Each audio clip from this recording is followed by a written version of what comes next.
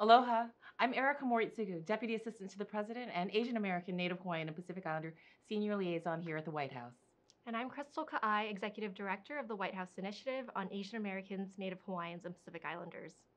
Since the late 1970s, the nation has recognized the immeasurable contributions of AA and NHPI communities every month of May, commemorating several key moments of our American history. These include the arrival of the first Japanese immigrant in the United States in 1843, and the completion of the Transcontinental Railroad in 1869, driven by the labor of thousands of Chinese immigrants. Since then, the AA and NHPI communities have rapidly grown to become the fastest growing minority group in the United States at 23 million strong. This includes 1.9 million Korean Americans, 4.6 million Indian Americans, 4.2 million Filipino Americans, 2.1 million Vietnamese Americans, and 1.4 million Native Hawaiians and Pacific Islanders, just to name a few. We're honored to join you in continuing this month-long celebration and hope that you and your families are safe and healthy. AA and NHPI Heritage Month acknowledges that while our rich histories, cultures, and joys and struggles may be different, our futures are woven together through a shared American experience. Generations of AA and NHPIs, including millions of new immigrants, have shaped and strengthened the fabric of our nation, searching and paving the way for opportunities that we strive for today.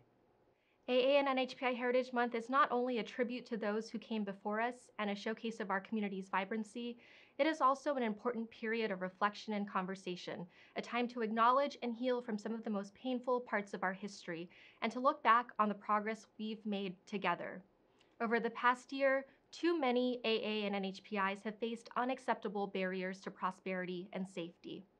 Xenophobic violence, along with the health and economic impacts of the pandemic, have exacted a disproportionate toll on our communities, and especially on AA and NHPI women and elders who continue to feel the brunt of hate incidents.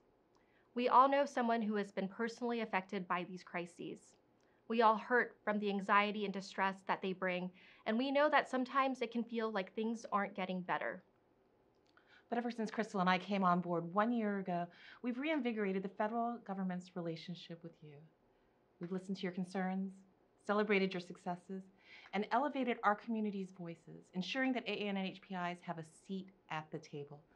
Since the beginning of the administration, President Biden and Vice President Harris have prioritized addressing anti-Asian hate and advancing safety for our AA and NHPIs.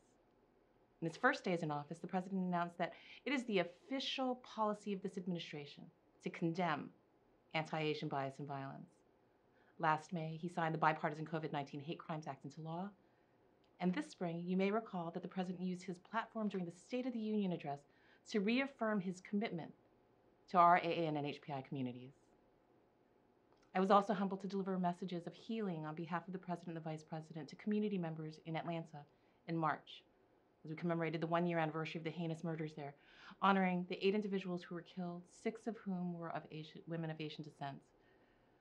This administration has also supported AA and NHPIs in other ways, whether it be providing immediate relief through the American Rescue Plan, supporting Asian American, Native American, Pacific Islander serving institutions, and acknowledging the injustices of our past. It was a proud moment when President Biden signed the Amachi National Historic Site Act into law last month. This established the Amachi National Historic Site, where more than 7,000 American civilians of Japanese ancestry were wrongfully taken from their homes and incarcerated during World War II. From reducing language access barriers to improving the collection of data disaggregation, the Biden-Harris administration has also taken decisive action to advance equity, justice, and opportunity for our communities.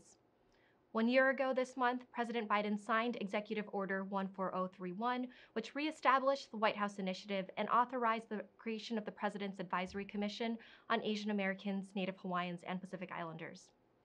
This gave us critical tools that we have used to empower and support historically underserved and underrepresented communities.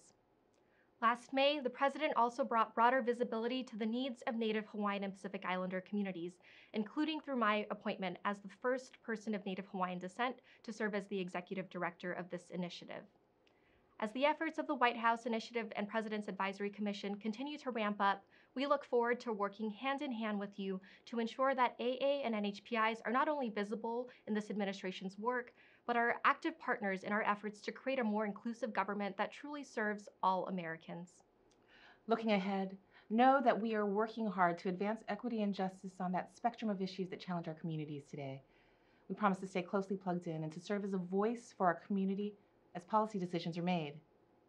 It is through solidarity and healing that we can confront the challenges of today, from economic security to educational access to promoting the safety and well-being of our communities. The Biden-Harris administration will continue to work with you to build a legacy that benefits the next generation and builds a brighter future for us all. Thank you. And we hope you have a wonderful Asian American, Native Hawaiian, and Pacific Islander Heritage Month.